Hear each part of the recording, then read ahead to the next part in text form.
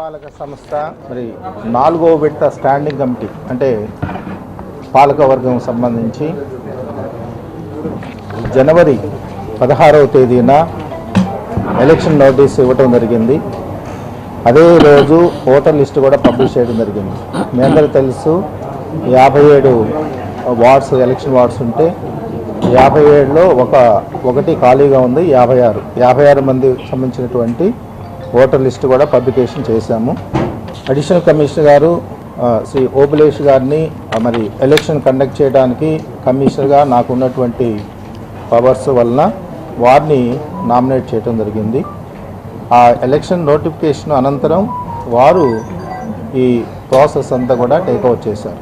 దీనిలో భాగంగా 22/1/2025 నుంచి 24/1/2025 వరకు 11 గంటల నుంచి 3 గంటల టైంలో మరి వీళ్ళందరి దగ్గర నుంచి కూడా నామినేషన్స్ కాల్ఫర్ చేయడం జరిగింది.